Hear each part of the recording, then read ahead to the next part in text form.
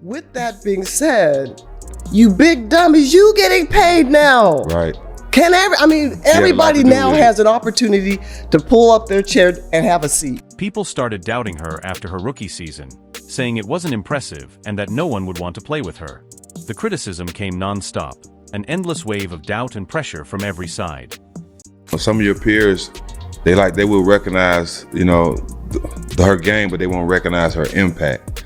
Right. How can you separate the two? It's kind of hard, right? And I used, Jax, you're absolutely right. And I was like, come on, you big dummies. Then Sheryl Miller, basketball legend and former college coach, stepped into the spotlight.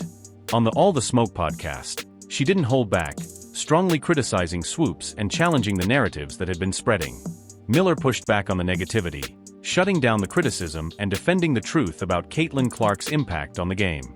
Now her comments have shifted the conversation entirely, sparking debate, reshaping opinions, and even raising questions about the future of the Indiana Fever. Fans are buzzing, the tension is rising, and the story is far from over. Are you ready? Let's go. 3-time Player of the Year, 2-time National Championship, 2-time Tournament MVP, first woman to dunk in an organized game. Thank you for making time. Welcome to the show, Sheryl Miller. Before we break down everything Sheryl Miller said, have you ever stopped to ask why one of basketball's all-time legends seems so locked in on tearing down the WNBA's brightest new star? Let's unpack what some are calling a bizarre crusade, Sheryl Swoopes' ongoing criticism of Caitlin Clark. From Clark's college dominance to her rookie season in the WNBA, the narrative hasn't stopped building. Supporters say it's fair analysis. Others see something much more personal. So what's really going on here? Let's break it all down. How much more experience that gives you over other players coming in, right? So people say, dang, like he or she's killing them, but you have a 25-year-old playing against a 20-year-old. It all began when Swoopes made comments about Caitlin Clark's college career that quickly sparked debate online.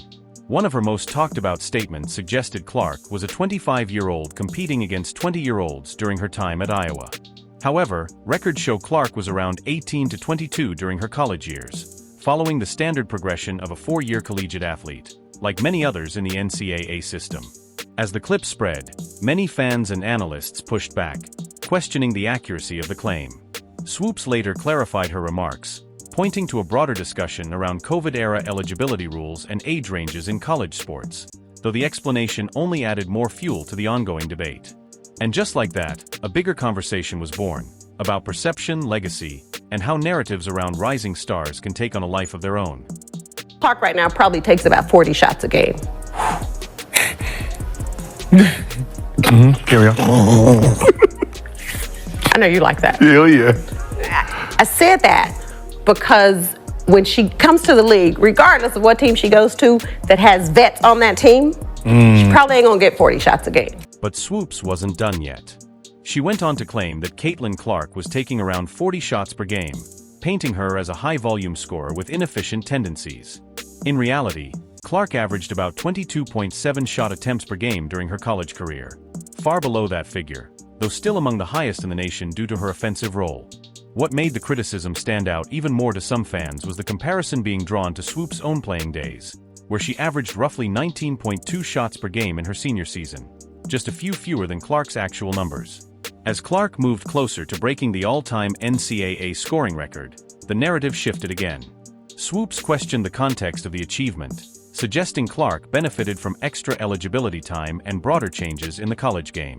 And with that, the debate only intensified, no longer just about stats, but about legacy, eras, and how greatness gets measured across generations. You asked me about Caitlin. If you're going to break a record, to me, if it's legitimate, you have to break that record in the same amount of time that that player set it. Okay. Right? So if Kelsey Plum set that record in 4 years, well, Caitlin should have broke that record in 4 years. But because there's a COVID year, and then there's another year, you know what I mean? So she's already had an extra year to break that record. So is it truly a broken record? Clark ultimately competed under the same time frame as most college players.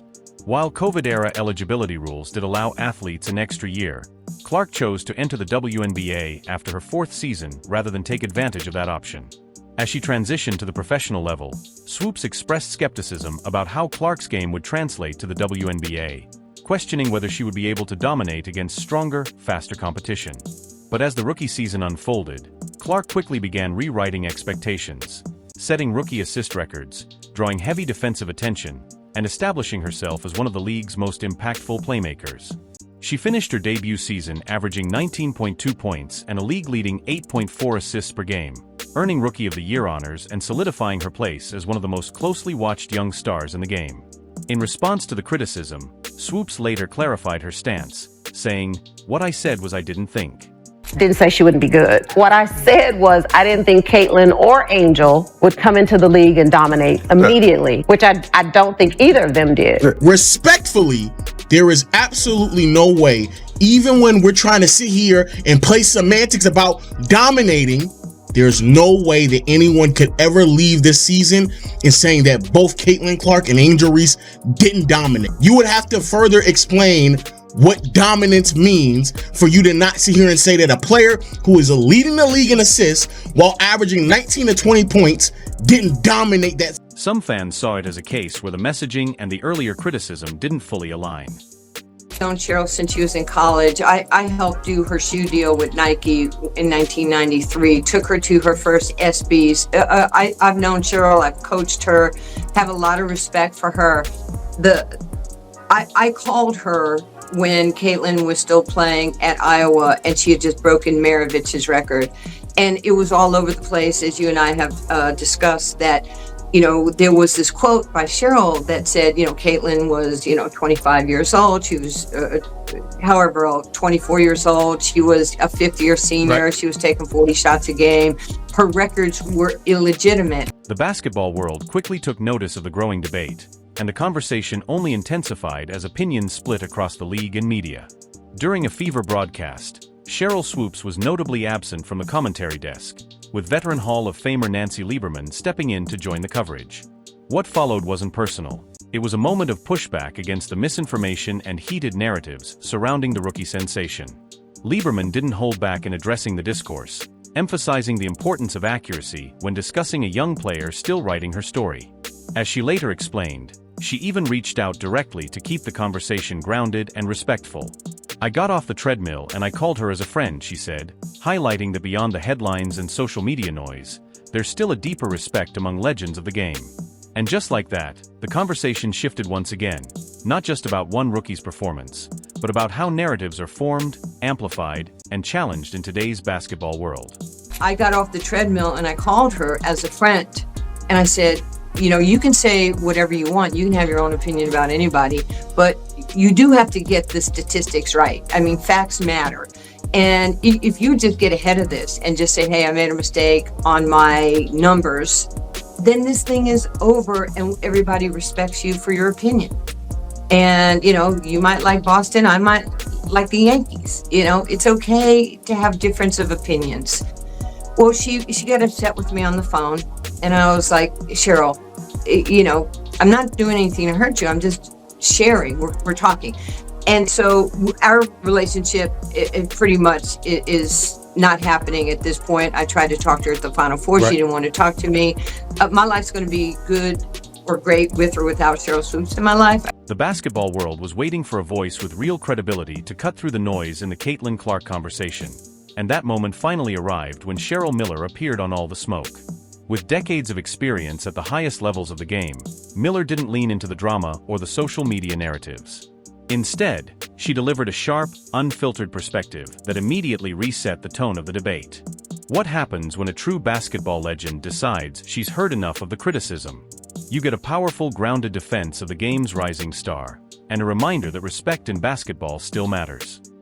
Jax, you're absolutely right. And I was like, come on, you big dummies. Is she getting hyped? Yes. But she was in the backyard. She was putting in the same time, sometimes maybe more than you were. Sheryl Miller didn't just defend Caitlin Clark. She came in with passion, clarity, and authority that immediately shifted the conversation around the WNBA rookie. In a now viral moment aimed at critics, Miller didn't hold back, calling out the negativity and media narratives surrounding Clark. Her blunt message, delivered with confidence and experience, sparked a studio reaction and quickly spread across social media. But her support went far beyond one comment. Having coached Clark during the 2024 WNBA All-Star Game, Miller spoke from first-hand experience, praising Clark's work ethic, competitiveness, and elite. Look, as much as she was given, you can't tell me if that door would have swung the other way where she didn't live up to the hype. Right. Come on, folks are still waiting for her to fall. Exactly. Come on. Yep. So, with that being said, you big dummies, you getting paid now. Basketball IQ. She highlighted what many critics overlook, her ability to read the game, create plays, and elevate her teammates beyond just scoring highlights. Miller also pushed back against the idea that Clark was overrated, pointing out how her impact is already changing the league, on and off the court. According to Miller, Clark's presence has raised the level of competition and attention in women's basketball. What made her words even more powerful was the personal connection. Miller shared how she related to Clark's pressure, criticism, and public scrutiny, offering encouragement during one of the toughest stretches of her rookie season. That moment of mentorship turned into a deeper bond built on respect and understanding. From breaking records to handling intense media attention, Clark has continued to prove herself under pressure. And with legends like Sheryl Miller backing her, the narrative around her is starting to shift. This isn't just about one player, it's about a generational talent being recognized by one of the greatest to ever do it. And according to Miller, Caitlin Clark's future isn't just bright, it's historic in the making. Recently coached the WNBA All-Star Game. You spent some time with Caitlin Clark. Best coaching job ever. Best coaching job Best ever. coaching job ever. Being around Caitlin Clark, how was the experience for her? She's such a big star. I mean, the sky's the limit for her. To be around her, just talk about the type of person she is and how much she loves the game. I'm going to be honest because it needs to be said. I can relate to that young lady, and I felt for her. I know what it's like to be hated. I know what it's like to be a black woman and hated because of my skin. color. Yeah. I don't want to use hate, but despised. And people just having, she brought some on herself a little bit because she's cocky for a good reason. Confident. And I love that about her.